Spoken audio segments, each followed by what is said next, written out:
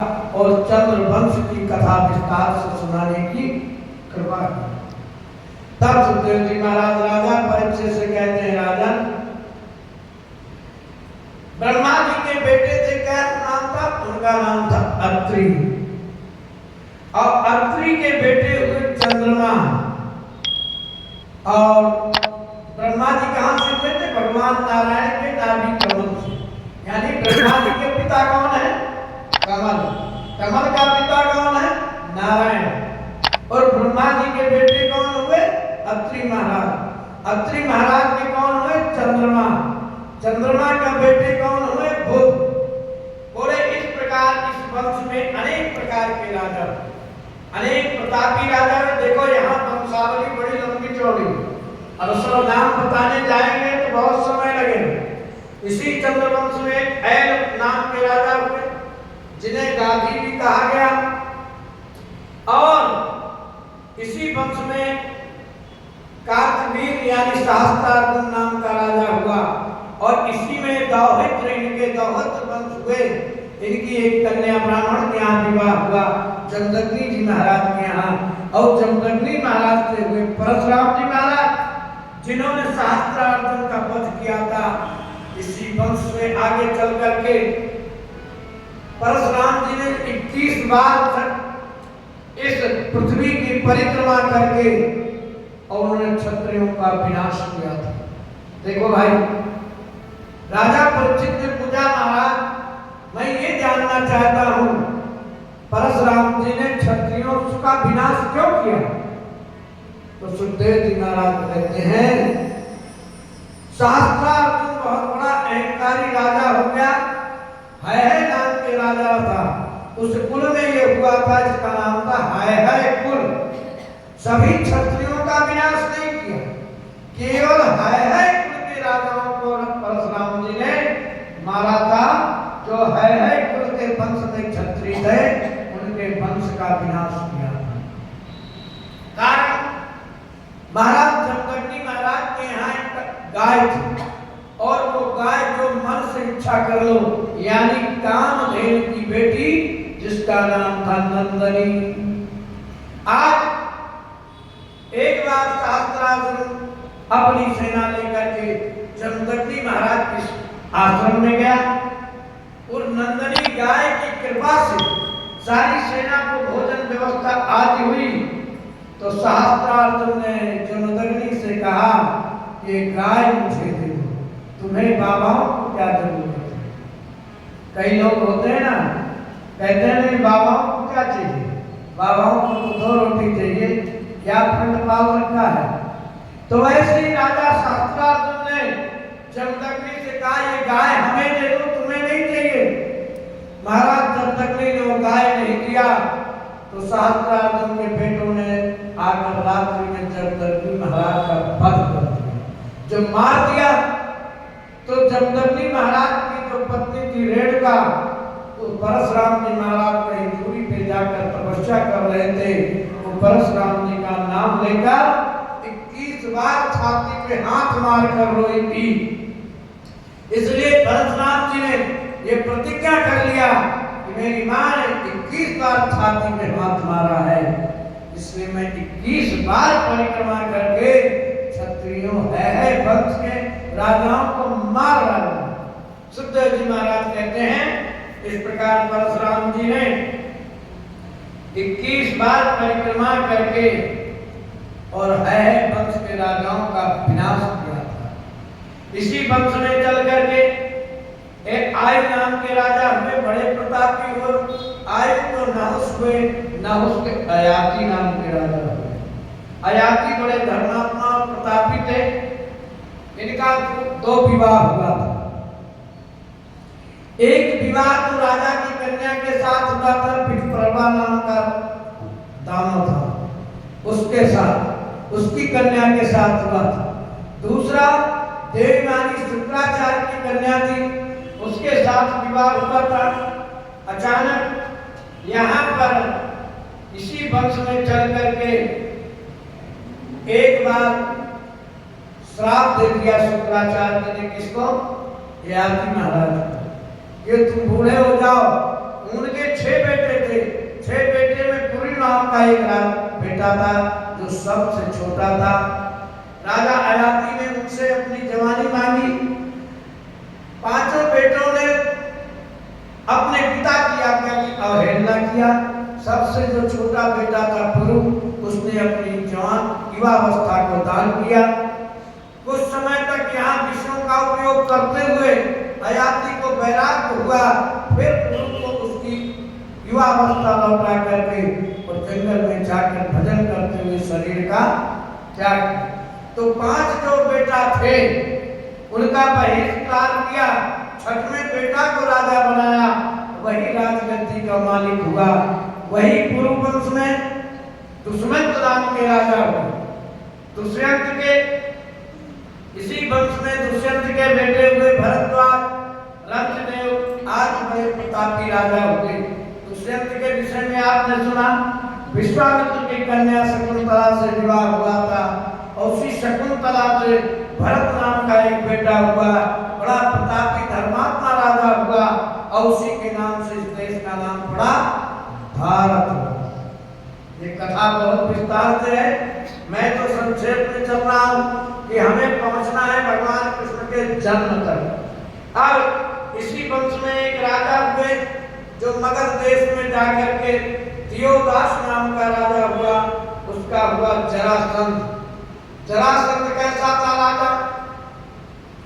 जरासंध दियोदास के यहाँ कोई संतान नहीं पैदा होती थी।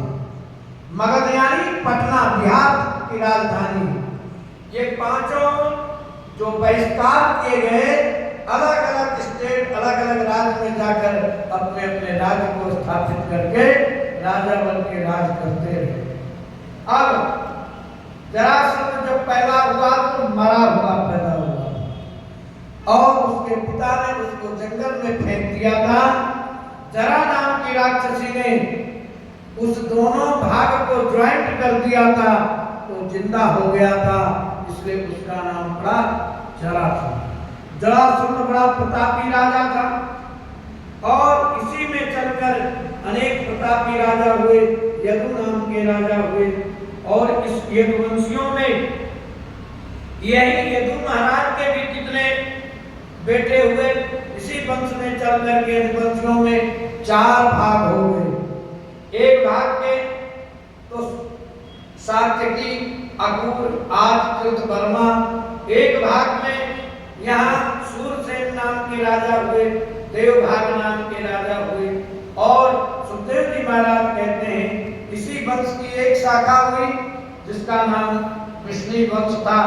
इसी वंश में विष्णु वंश में जाकर वसुदेव जी का जन्म हुआ और जिनका एक नाम था आनंद दुंदुभी। वसुदेव जी महाराज बचपन से भी जब से उनका जन्म हुआ और बड़े धर्मात्मा थे, कभी झूठ नहीं बोला करते थे और कभी गलत रास्ते पर नहीं, धर्म पूर्वक धर्म पर चलते हुए सत्य का पालन करते। देखो उस द्वापर काल में 2 ही सत्यवादी थे, कभी झूठ नहीं बोला करते थे। कौन कौन? एक तो महाराज वसुदेव जी महाराज और दूसरे युधिष्ठिर। महाभारत में पांडवों में सबसे बड़ा युधिष्ठिर महाराज धर्मराज, कभी झूठ नहीं बोलते थे, सत्यवादी थे उस काल में। वसुदेव जी महाराज इधर इसी यदुवंशियों में एक वंश चला जिसमें उग्रसेन और देवक नाम के राजा हुए जो मथुरा के राजा हुए। उग्रसेन के 5 बेटे थे। कंस, आज 4 बेटियां थी, कंसावती आज, और उनके भाई जो थे छोटे उनका नाम था देवक। उनके भी कई कन्याएं थी। तो सभी कन्याओं का विवाह वसुदेव जी के साथ हुआ। वसुदेव जी कंस के बचपन के मित्र थे। आपस में विद्यालय में एक साथ विद्या अध्ययन किया था। अब सबसे छोटी बहन थी जो देवक की सबसे छोटी कन्या थी जिसका नाम था देवकी। देवकी का विवाह भी उग्रसेन अरे वसुदेव जी महाराज के साथ होता है। और वसुदेव जी महाराज जब विवाह करने के लिए मथुरा में बारात लेकर आते सज्जनों तो क्या होता है, बड़े धूमधाम से विवाह हुआ और सबसे छोटी बहन होने के कारण से कंस उग्रसेन का सबसे बड़ा लड़का था, बड़ा बलवान था और ऐसा योद्धा था कि 10,000 हाथी की बल ताकत कंस के अंदर थी। कंस आज देवकी को विदा करने के लिए, सज्जनों क्या हुआ, देवकी को विदा करने के लिए कंस ने रथ को लगाम घोड़े को खोद रथ को हाँकता हुआ और चल पड़ता है। देवकी और उग्रसेन रथ पर बैठे हुए। सज्जनों क्या हुआ, जब शहर मथुरा नगर से बाहर रथ जाता है तब देवताओं ने मन में विचार किया कि जिस देवकी को ये जा रहा है, देखो ये देवताओं को कहने की क्या जरूरत है, परंतु एक कारण था। वो देवताओं ने मन में विचार किया अत्याचारी है, दुराचारी, अगर ऐसा कहेंगे तो जल्दी पाप करेगा, अधिक पाप करेगा, अधिक पाप करेगा तो भगवान प्रकट होकर इसका नाश करेगा। जब दुष्ट का संहार करने के लिए इन देवताओं ने चाल चली, देवताओं ने आकाशवाणी से कहा, अरे कंस, जिस बहन को तू इतने बड़े प्रेम से प्यार से विदा करने जा रहा है, उसकी 8वीं संतान तुझे मारेगी, उसकी 8वीं संतान तुझे मार डालेगी। कंस तो दानों का राक्षस था, इतना सुनते ही कहा उसको तो इतना प्रेम था कि रथ को लेकर स्वयं जा रहा था और जहां ये सुना उसकी 8वीं संतान मुझे मारेगी, तुरंत उसने रथ को रोक कर रथ से कूद कर तलवार से तलवार निकाल कर देवकी के बाल को पकड़ करके रथ के नीचे पटक देता है। जब रथ के नीचे पटक दिया सज्जनों तो क्या हुआ, रथ के नीचे जब पटक दिया और इधर वसुदेव जी महाराज ने मन में विचार किया कि मेरा विवाह देवकी के साथ हो चुका है। और पति किसे कहते हैं जानते हैं? जो पत्नी की हर प्रकार से सुरक्षा करे वही पति कहलाने योग्य है। जो पत्नी की सुरक्षा नहीं कर सकता है वो पति कहलाने योग्य नहीं। आज वसुदेव जी महाराज मन ने विचार किया, ये कंस बड़ा बलवान है, हम इससे तो लड़ाई में जीत नहीं सकते हैं, पर बुद्धि का प्रयोग किया। तुरंत महाराज वसुदेव जी रथ से कूद पड़े और कंस से हाथ जोड़कर प्रार्थना करते, हे राजन, आप शूरवीर हैं, योद्धा हैं, बलवान हैं, राजा हैं, ये आपकी छोटी बहन है, अगर इसको आप मारेंगे तो संसार में आपकी अपकीर्ति होगी, आपकी बुराई होगी। इसलिए ऐसा करो कि आप इसे मत मारें, ये तो आपका कुछ बिगाड़ नहीं सकती, इसकी संतान मारेगी ना, तो मैं ये प्रतिज्ञा करता हूं, मैं वसुदेव ये वचन देता हूं कि जितनी संतान देवकी की होगी मैं लाकर तुम्हें समर्पित कर दूंगा, तुम उसे मार दो। कंस के भी दिमाग में बैठ गई, बात तो सही है, मेरी छोटी बहन है, मैं इससे प्यार करता हूं और इसकी संतान मुझे मारेगी, ना कि मेरी बहन मुझे मारेगी। उसने कहा, ठीक है वसुदेव, मैं तुम्हारी बात पर विश्वास करता हूं और मैं देवकी को प्राण दान देता हूं, नहीं मारूंगा। परंतु अगर मुझे ये शक हुआ कि तुम इसकी संतान लाकर नहीं दिया तो मैं तुम्हें मार डालूंगा। वसुदेव जी ने प्रतिज्ञा किया कि मैं ये प्रतिज्ञा करता हूं कि जितनी भी संतान होगी मैं लाकर तुम्हें दे दूंगा। सुखदेव जी महाराज राजन। प्रतिज्ञा के अनुसार वसुदेव जी देवकी को लेकर अपने महल में चले गए। पहली संतान जब पैदा हुई, बालक पैदा हुआ, तो वसुदेव जी महाराज अपने वचन के पद में होकर पूर्ण करने के लिए बालक को लेकर जाकर कंस के दरबार में और कंस को सौंप कहा, लो राजन, ये मैंने जो वचन दिया था, ये पहली संतान देवकी की है, आप इसे जो करना चाहते हो करो। इधर कंस ने क्या किया था? कंस का विवाह जरासंध की बेटी के साथ हुआ। जरासंध कहाँ का राजा था? मगध देश पटना का। उसकी दो बेटियां थी, आस्ती और प्रास्ती। कंस के साथ उसने दोनों बेटियों का विवाह कर दिया था। उस काल में, उस समय जरासंध की बहुत बड़ी सेना थी और बहुत बड़ा बलशाली था। इसलिए उसने मथुरा से संधि कर लिया और मथुरा में अपनी बेटियों का ब्याह कर दिया।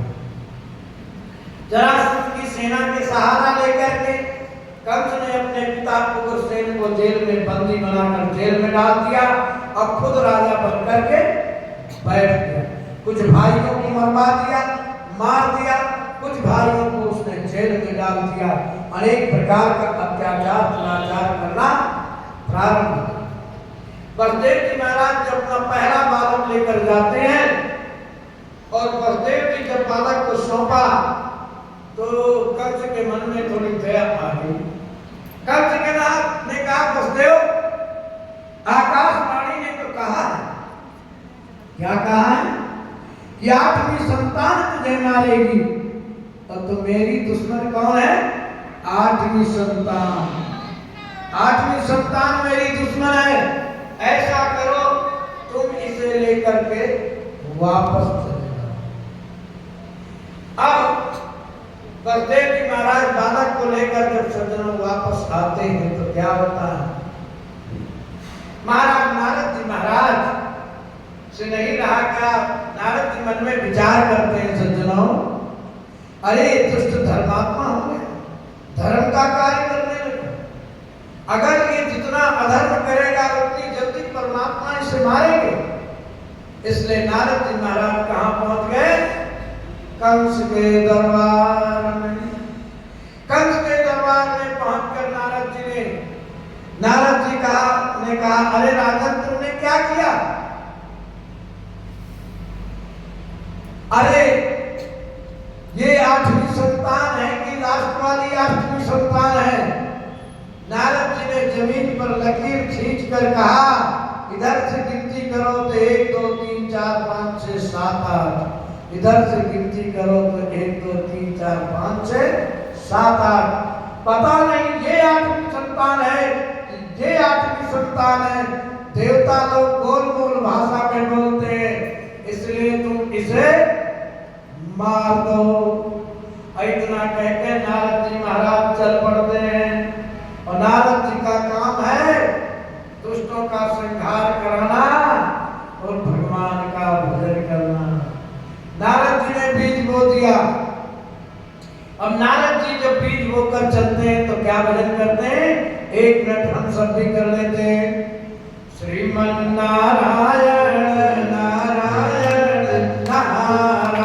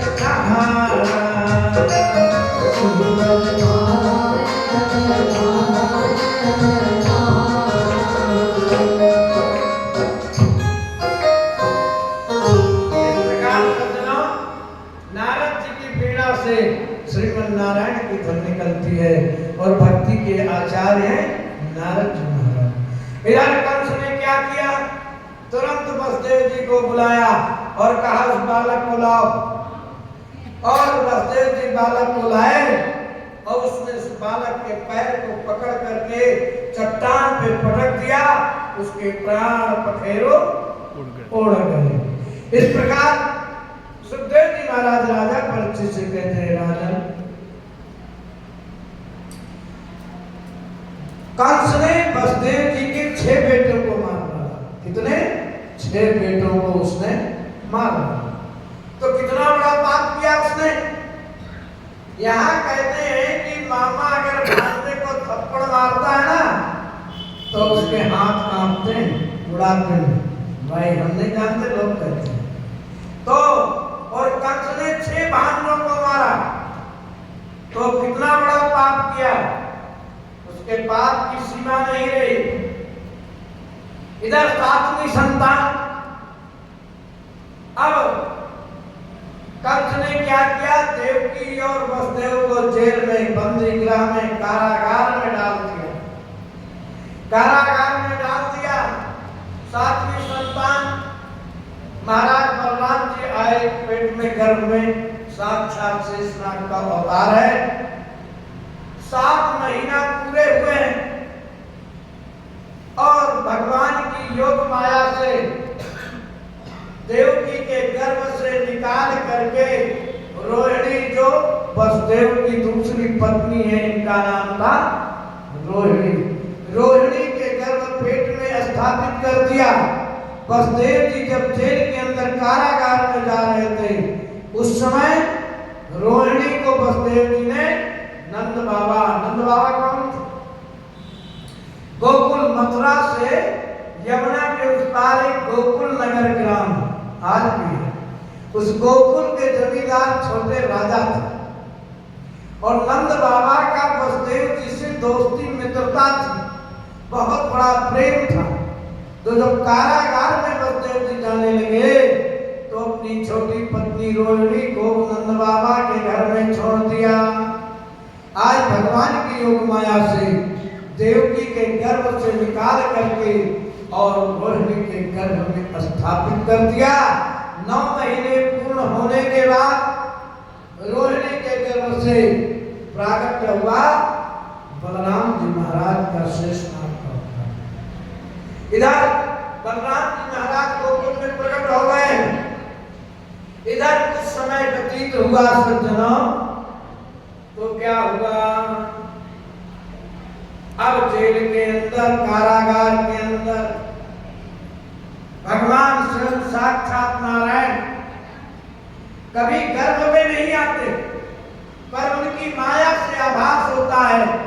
देवकी और वसुदेव ने कितने उस जन्म में तपस्या करके वरदान भगवान से मांगा था कि आप मुझे बेटे के रूप में प्राप्त हो। उसी वरदान को देने के लिए उनके भक्ति और प्रेम के बस में होकर के आज भगवान देवकी के गर्भ में प्रवेश किया, आभास किया।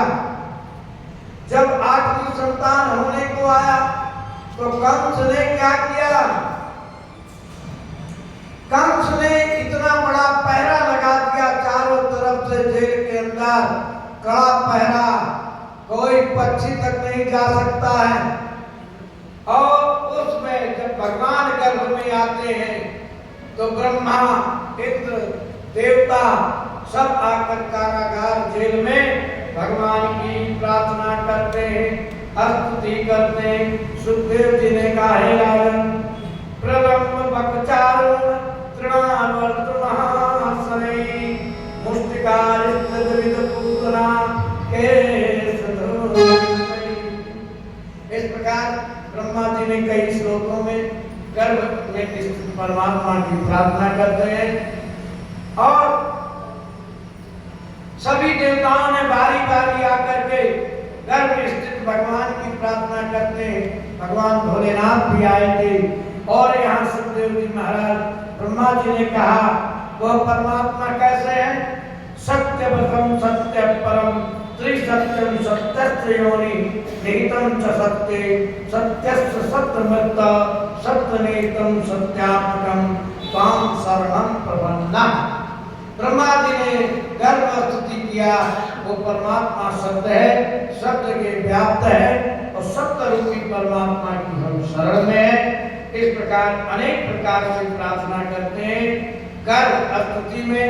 अब सब देवी देवता जब प्रार्थना करते हैं तो हम भी एक भजन गा लेते हैं, इस प्रकार भगवान की प्रार्थना करते हैं, फिर आगे की कथा आगे बढ़ते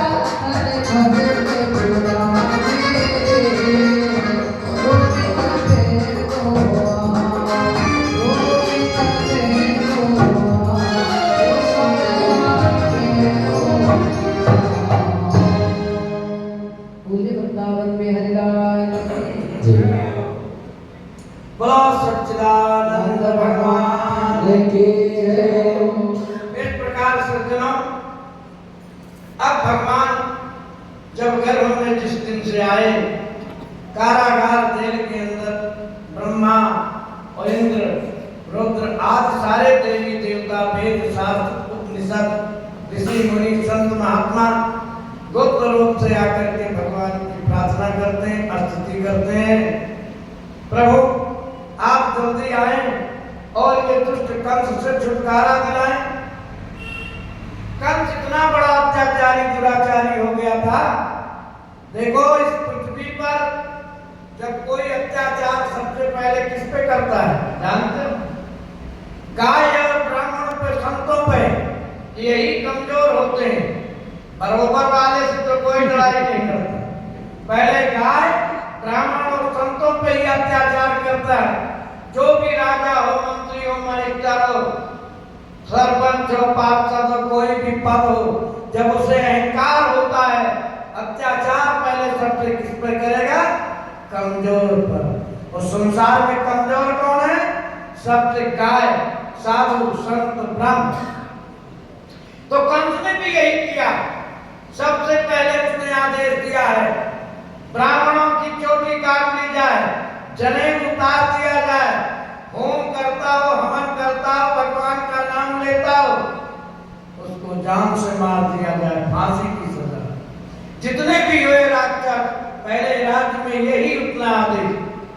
अब गौ ब्राह्मण आज की रक्षा के लिए ये सब परमात्मा भगवान का अवतार ग्रहण करके मनुष्य रूप में आकर दुष्टों का संहार करते हैं। इधर क्या हुआ? इधर समय पूर्ण हुआ। भगवान 4 भुजा धारण करके साक्षात नारायण जेल के अंदर, कारागार के अंदर प्रकट हुए। देवकी और वसुदेव को दर्शन दिया। देवकी ने कहा महाराज ऐसा बेटा नहीं चाहिए मुझे, 4 हाथ वाला, ये शंख चक्र गदा पद्म वाला। मैंने तो कहा था मनुष्य के लीला करेंगे, मनुष्य बनकर आएंगे, बालक बनके तो उस बालक का आनंद लेंगे। मैं आप तब भगवान ने कहा मैं बालक तो बन जाऊंगा, अभी तो मैं मामा जी से तो मार सकता हूं, मेरे हाथ में शंख चक्र गदा है। और जब मैं छोटा बालक बन जाऊंगा तो मेरी सुरक्षा किसके हाथ? तुम्हारे हाथ। जब बालक छोटा होता है तो उसकी सुरक्षा कौन करता है? माता पिता। तो भगवान ने कहा जब मैं बालक बन जाऊंगा तो मेरी सुरक्षा तुम्हारे हाथों में होगी। तो देवकी वसुदेव ने क्या क्या करना है, तब भगवान ने बताया कि मेरी योग माया कन्या के रूप से नंद बाबा के घर प्रकट हो गई है। अभी नंद यशोदा किसी को पता नहीं है। और तुम क्या करना है? भादों का महीना था, 12 बजे रात्रि के मध्य था और अष्टमी तिथि थी। रिमझिम बरसात में बरस रहे थे। भगवान ने कहा मैं जब छोटा बालक बन जाऊंगा तो मुझे लेकर जा करके नंद बाबा के घर गोकुल तुम पहुंचा देना। वसुदेव जी ने कहा महाराज कैसे? मेरे हाथों में हथकड़ी पड़ी है, पांव में बेड़ियां पड़ी है, 7 फाटक दरवाजे पहरेदार लगे हुए हैं, फाटक बंद है, मैं कैसे लेकर नंद बाबा के यहाँ गोकुल जाऊंगा? भगवान ने कहा ये तो मेरी चिंता है, तुम्हारी टेंशन नहीं। मैं जब बालक बन जाऊंगा तो हाथ की हथकड़ी, पांव की बेड़ियां खुल जाएगी, पहरेदार सो जाएंगे, ये गेट फाटक अपने आप खुल जाएंगे। भैया परमात्मा जो करे वही होगा ना, वो तो सामर्थ्य सब इसी का है। क्या फाटक, क्या हथकड़ी, क्या बेड़ी, उसका क्या कर सकता है?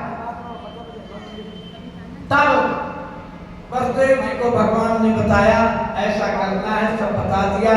भगवान तुरंत छोटे से बालक बन गए और जैसे ही बालक बन गए वसुदेव जी के हाथ की हथकड़ी, पांव की बेड़ी, गले की तौर खुल जाती है और वसुदेव जी अपने मस्तक पर धारण करके लेकर भगवान को, बालकृष्ण को, बोलो बालकृष्ण भगवान की। इस प्रकार बालकृष्ण को लेकर वसुदेव जी महाराज और जब मथुरा से रवाना हुए, सारे फाटक खुल जाते हैं, यमुना के किनारे पहुंच गए। अब बरसात हो रही है, 12 बजे रात्रि में यमुना जी में बाढ़ आ रही है। बसदेव जी महाराज भगवान की बातों पे विश्वास करके यमुना जी में प्रवेश कर दिया। सज्जनों, क्या हुआ? जब यमुना जी में प्रवेश किया तो यमुना जी ने मन में विचार किया, शांति। यमुना जी ने मन में विचार किया कि मेरे साक्षात नारायण मेरे पति हैं, होने वाले हैं, मैं इनके चरणों का स्पर्श कर लूं। तो यमुना जी बढ़ने लगी। बढ़ते बढ़ते कहां तक पहुंची?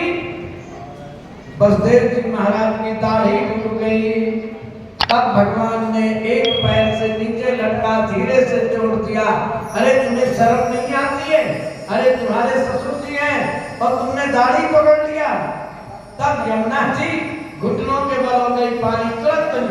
यमुना जी को तो चरण छूना था, चरण जैसे ही छुआ यमुना जी घुटनों आ गई और बसदेव जी यमुना को पार करके 12 बजे रात्रि के मध्य में गोकुल पहुंच जाते हैं। सज्जनों, जब गोकुल पहुंचे सब सो रहे थे। नंद बाबा के यहाँ दरवाजा खुला था। यशोदा सो रही थी। यशोदा के पास में कन्या छोटी सी लेटी हुई है। बसदेव जी ने उन्हें लिटाकर भगवान को और कन्या को लेकर के इधर आ गए, चल पड़े और मथुरा पहुंचे। जब मथुरा पहुंचे यमुना पार करके जेल में पहुंचे, अंदर गए। जैसे ही अंदर जाते हैं क्या होता है? पुनः वैसे फाटक बंद हो जाते हैं और बसदेव जी के हाथ में हथकड़ी, पांव में बेड़ी पड़ जाती है और कन्या वो रोने लगती है। कन्या रोने लगती, क्या होता है? जब से कन्या रोने लगी पहरेदार जग गए। पहरेदार चौकीदार दौड़कर शांति से दौड़ कर गए और जाके कंस को बताया, जियो संतान पैदा हो गई।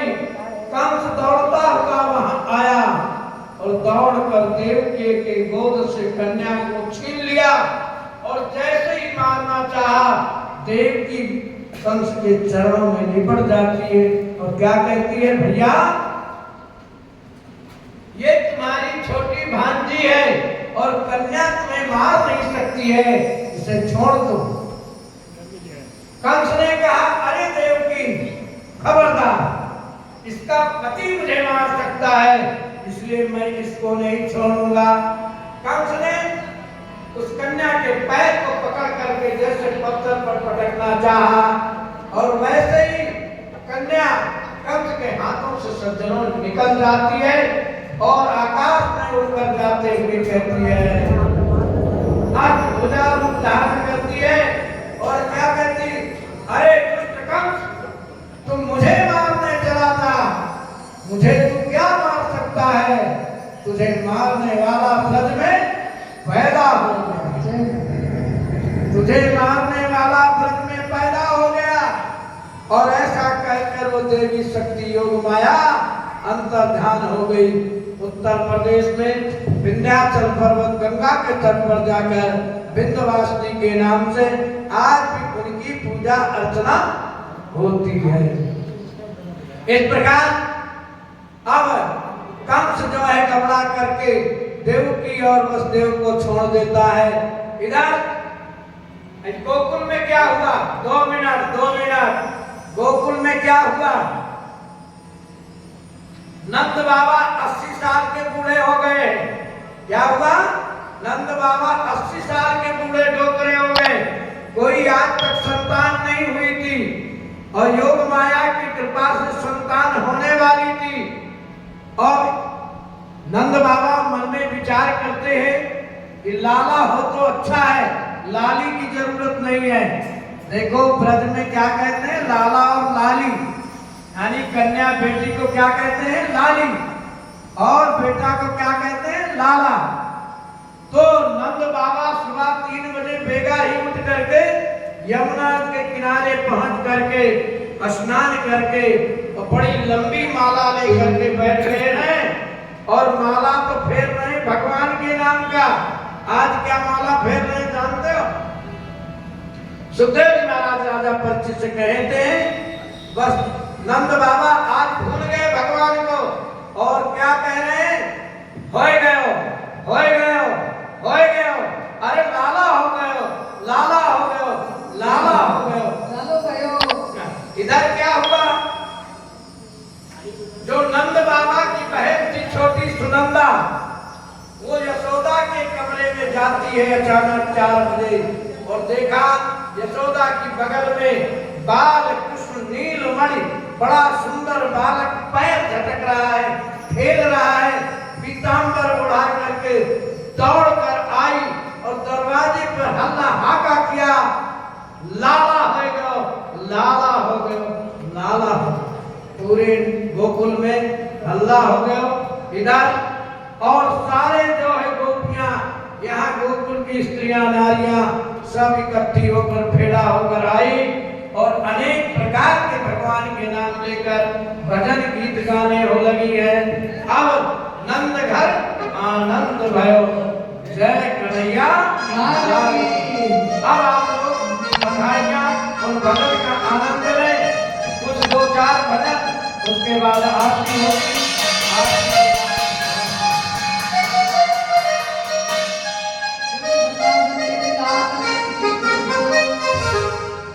नंद के आनंद भयो जय कन्हैया नाथ की, नंद के आनंद भयो जय कन्हैया नाथ की, नंद गोरा काल की जय कन्हैया नाथ की, नंद तेरा गोरा बिना मार दे मार की, नंद के आनंद भयो जय कन्हैया नाथ की।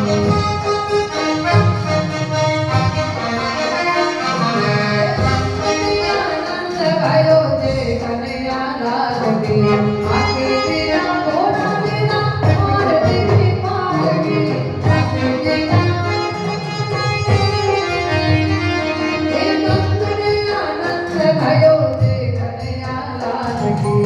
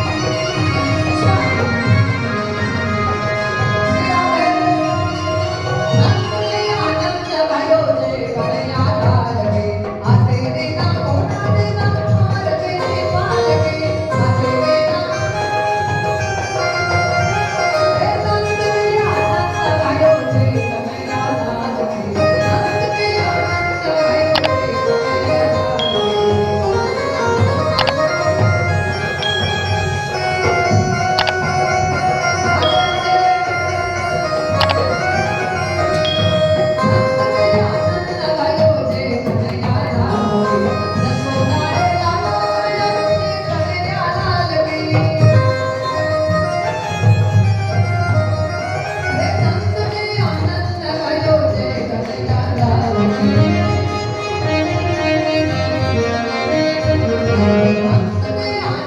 भयो जय कन्हैया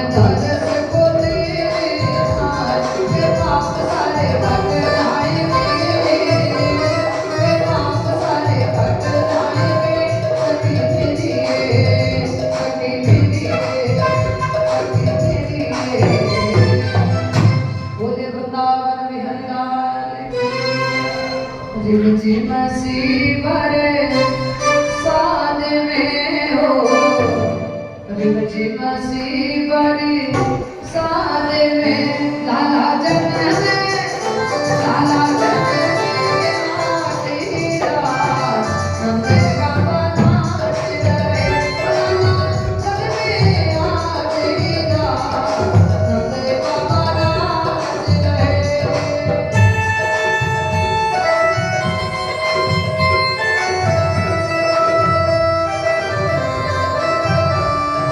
झूमे सदा कामना नंदलाला झूले करना अरे किस्मत आपका क्या कहना हर्ष करे करे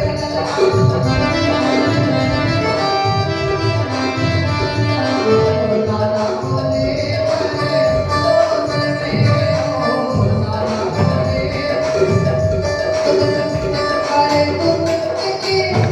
करे मुक्ति मुदले बात नंदे नाच रहे